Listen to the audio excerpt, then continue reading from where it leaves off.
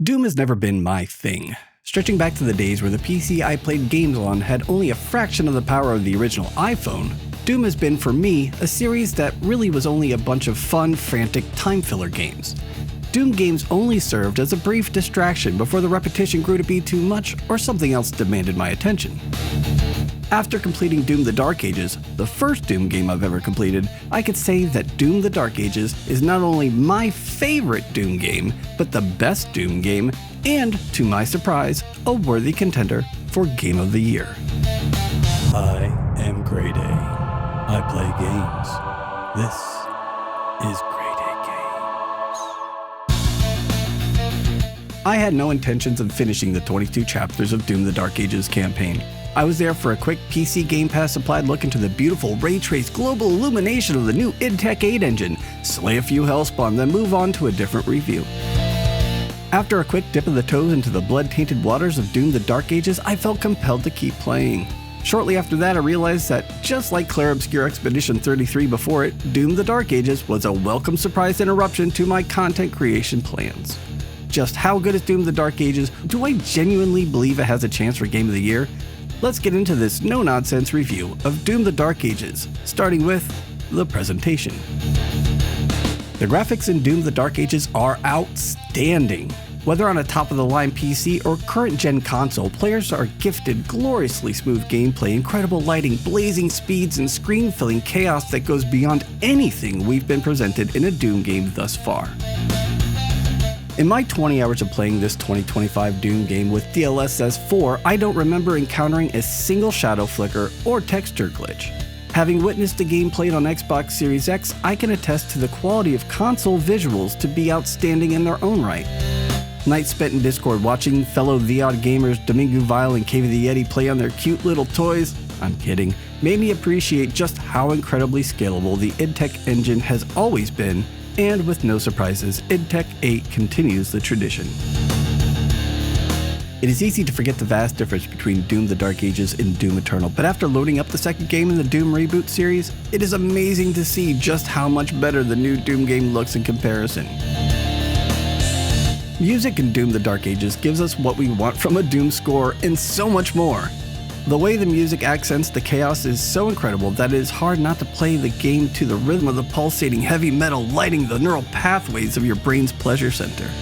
While unlike Clair Obscur Expedition 33, I do not find myself with the songs of Doom the Dark Ages stuck in my head hours after playing, but I feel this is more of a byproduct of my inability to savor the songs, due to the necessary annihilation required to maintain adequate vital signs for my main character. I found both the sound effects and voiceover work to be outstanding as well. Each weapon has a unique and fitting sound, the crunches of broken bones, splats of, well, things splatting, and the exciting explosions are exactly what you'd hope for when seeing the visuals to which they correlate. Voice acting was 100% serviceable, and that's all a Doom game really needs. We're not seeing any levels of emotional depth here, but again, this is Doom! Not every game needs to be a soap opera or have some existential message to leave with. Doom the Dark Ages knows what it is, and this fact shines through in its story. Doom the Dark Ages story was another surprise for me. Not one to typically care about a story in a Doom game, I was shocked that I felt compelled to watch each of the game's beautifully detailed cutscenes. I don't know if it was a fun batch of characters, from the sullen son of Satan to the Jabba the Hutt wannabe or the creepy flying witch that I could swear I've seen in a dozen other games, but I genuinely enjoyed the characters in this game, and perhaps that played into my enjoyment of the story. The beautiful graphics obviously didn't hurt things either. All of the fancy flashing lights and the snazzy splody sounds mean nothing if the gameplay in Doom the Dark Ages isn't up to snuff, and to that end, Doom the Dark Ages delivers in spades. The gameplay in Doom the Dark Ages is just plain fun. That's it. That's all that needs to be said. Moving on. Okay, as I'm one to love the sound of their own voice, let me continue. Only 2 or 3 times that I find myself quote-unquote bored with Doom the Dark Ages. These times came specifically from level traversal puzzles and my inability to remember that I have a freaking map and it's actually useful. The combat in Doom the Dark Ages is an absolute gem. Fast, frantic, smooth, and sensational. It is pure ground joy, smothered in a gooey, shield-bashing cheese and wrapped in a pillowy, perfect peri tortilla. And now I want a burrito. Like a burrito, it is easy to pick up and eat until you've had your fill. Then, when you're done, wrap it up and save it for later. You can play for 15 minutes, good luck with that, or 5 hours, and you will not find yourself wasting time in menus. You will not find yourself lost in the woods if you use your freaking map. You're blasting baddies and charging forward, and it's magnificent. As mentioned during my questionable burrito metaphor, Doom the Dark Ages replaces the Doomslayer's chainsaw with a shield. That's also a chainsaw that you can throw, and that's just cooler, and I don't care what you say. The shield and the associated perfect parry system added a new level of complexity that kept me constantly engaged and led to so many moments where I thought to myself, I am so powerful, this is amazing! I really love the shield. Really love the shield.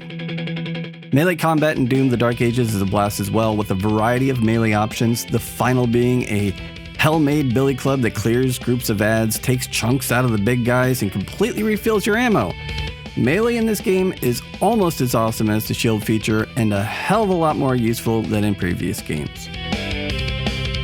I know some Doom fans were a bit peeved about the removal of the old finisher system that took control away from the player and showed 1 to 2 second death animations of the enemies. I checked out Doom Eternal again, and yeah, screw that.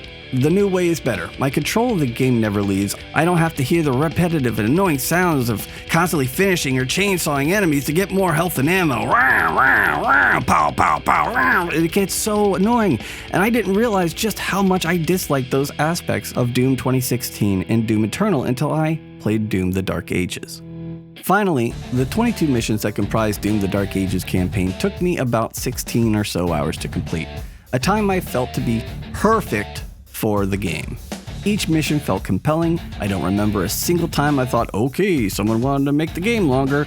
I felt like I was always rushing full steam towards the next important thing to do, and in my opinion, this is the perfect way to handle a game like Doom. In this review, I've mentioned Clair Obscur Expedition 33 a few times. Why? Because only 2 reviews ago I stated that if Clair Obscur Expedition 33 has any real competition for Game of the Year in 2025, then we will have had an incredible year for new games in 2025. Well, Doom the Dark Ages is a competitor. Why? For all the same reasons as Clair Obscur Expedition 33. It is a game that was carefully thought out. Its goal was to be a good game, not an ecosystem. Love and attention to detail was poured into every facet of the game's presentation and gameplay. It took the best ideas from the best games and still made something that felt fresh and unique. Both Clair Obscur and Doom feel like gifts, that sweet taste of fresh water on a parched palate. From the graphics to the sound to the frantic gameplay, there's nothing I could complain about in Doom the Dark Ages. And if you've ever seen my live streams, you know that's an impressive feat. Final verdict. Doom the Dark Ages is the best Doom, my favorite Doom, and an awesome step forward for the series. I'm excited for id Tech 8 and the future Bethesda games that will utilize this impressive tech for the next few years. Doom the Dark Ages, like Clair Obscur Expedition 33 before it, are industry shake-up levels of good, and both deserving of their inevitable Game of the Year nominations. And because of that, I have no choice but to give Doom the Dark Ages a 9.5.